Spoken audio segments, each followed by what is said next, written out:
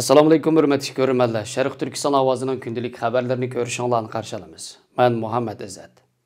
Tövəndə dehqonlar xabarlarimizning tafsiliy mazmunlarida bo'lsin.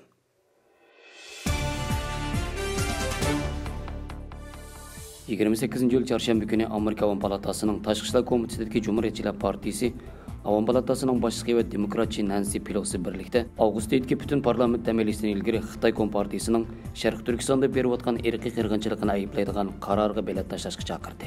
Mazkur qarorni Avam Palatasi Tashqi ishlar komitetining raisi, Demokratlar Partiyasining Avam Palata a'zosi Grigoriy Mikis ve komitetining Cumhuriyetçiler Partiyasining a'zosi Michael McCall birlikte o'tirib qo'ygan bo'lib, Xitoy Kompartiyasining Sharq Turkiston Uyg'urlari, boshqa turkiy millat va diniy zotlarga qartilgan irqiy qirg'inchiligi va insoniyatga qarshi berilgan jinoiy qilmishlarni aybladi. Ikki parlament qo'llagan bu qaror 21 aprel Avam Palatasi Tashqi ishlar komitetining qo'llashiga erishgan. Amerika Avam Palatasi avgust oyi va sentabr oyida jami 7 hafta dam oladi ekan.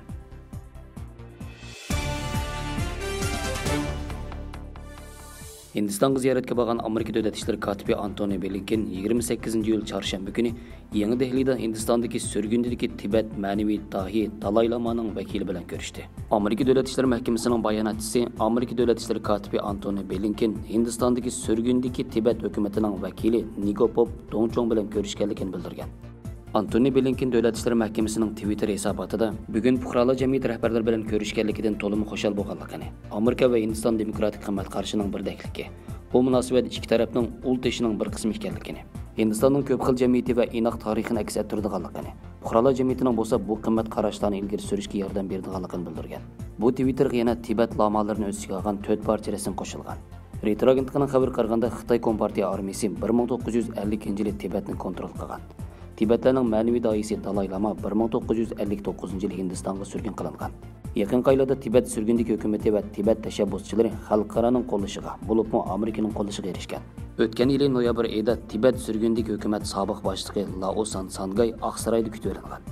Bir oydan keyin Amerika parlamenti Tibet siyosiy va qo'llash qonunini ma'qullab, Tibetlarni Dalai Lamaning izboslarini tanlash huquqiga ega bo'lishga chaqirib, Tibetning poytaxti Lhasada Amerika konsulxonasini qurgan. Xitoy Kompartiyasi bu qonun loyihasiga qat'iy dushman pozitsiyasida bo'lganligini jakarlagan. Blinken 28 iyul çarşamba günü kechda Hindiston bosh ministri Narendra Modi bilan ko'rishib, Xitoy virus vaksinasining ta'minlanishi, Afg'oniston vaziyati va Hindistonning kishilik huquq xotirasi qatorliqlarni muzokara qilgan ekan. Amerika diplomatiyasiga qo'mondonlik qilgan muavin davlat ishlar kotibi Sherman oldingi hafta oxirida Tianjinda Wang Yi va Xitoy Kompartiyasining boshqa yuqori darajali diplomatlar bilan ko'rishgan. Amerika davlat ishlar mahkamasining bayonotida Sherman Amerikaning kishilik huquq masalasiga bo'lgan andisini, jumladan Xitoy Kompartiyasining Hong Kongdagi demokratchilarni bostirishi, Sharq Turkistondagi irqiy qirg'inchilik va insoniyatga qarshi jinoyatlari, Tibetdagi xo'rlashlar, shundaqla axborot taratqularning ziyoratini qabul qilish va axborot erkinligidan mahrum qilish qatorliqlarni o'tirib qo'yganligini, Amerikaning Xitoyning internet tor bo'shlig'i, Tayvan bo'g'izining ikki tarafi, Sharqiy Xitoy dengizi va Janubiy Xitoy dengizidagi qilmishiga diqqat qilayotganligini bildirgan.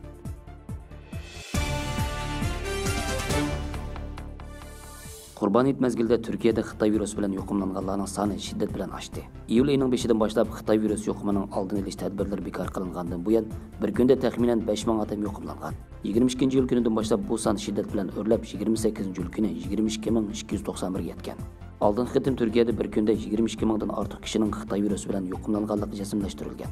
Yaqinda yuz bergan Xitoy virus yuqumlanuvchilarining ko'payishiga qarata Turkiya Sog'liqni ministri Fahrettin Koca 9 kunlik Qurban Hayit dam olish mezgilida xalqning yuqumning oldini olish qoida tadbirlariga amal qilmaganligini qattiq ayblab, navbatdagi yuqumlanish ahvollarining ichida to'liq vaksina emlatuvchining Xitoy virusi bilan yuqumlanishi 5% kim yetmaydiganligini, doktorxonada yotgan bemorlarning 87% texnik to'liq vaksina emlatmaganligini bayon qilib, Xitoy variant virusining ta'sirining kunsiri ko'rinarli o'rlab, doirlarning ommaviy immunit kuchini oshirish planini qalayimqonlashtirib, yuqumning oldini olish xavfini oshirib etganligini, lekin Turkiya Xitoy virus yuqumining oldini olish cheklamasini asliga keltirishning hozircha hojati yo'qligini, ammo kishilarning vaksina emlab, yuqumning oldini olish belgilamalariga amal qilish kerakligini, agar Xitoy virus yuqumi ahvoli davomli o'rilsa, davlatning yanada yuqumning oldini olish cheklamasini asliga keltiradiganligini bildirgan. Turkiya Sog'liqni ministrligi tuni kun kechda Xitoy virus yuqumi ahvoli dokladini e'lon qilib, o'tgan 24 soat ichida 22291 yangi yuqumlanuvchi bemor va 76 yuqumlanuvchi bemorning qazo qilganligini ko'rsatgan. Amerikadagi John Hopkins universitetining statistikasiga qaraganda, Turkiyada Xitoy virusi bilan yuqumlanuvchining soni jami 5,606,969 kishi bo'lib, 51224 kishi qazo qilgan.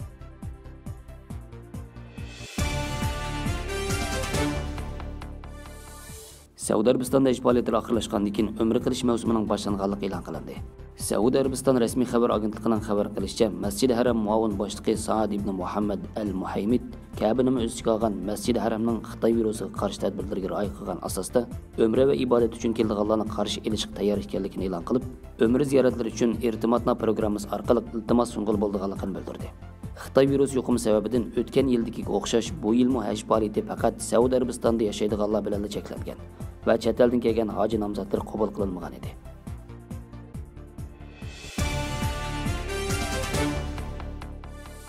Nurg'ulg'an to'liq o'tir maktab o'quvchilari o'qish bitirganligini xotirlash uchun ahamiyatli bir ish qiladi.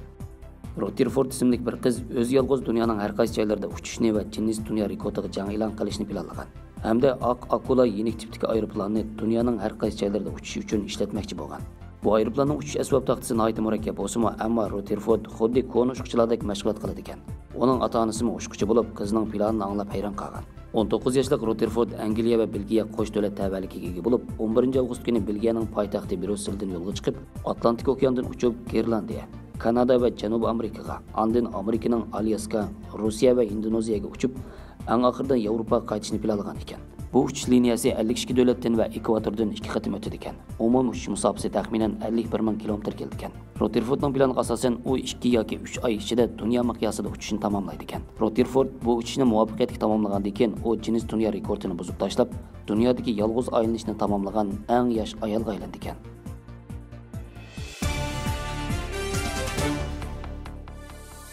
Xabarlarimizni ko'ngilingizga rahmat. Ko'rishguncha omon bo'linglar. Xayr xo'sh, Allohga omonat.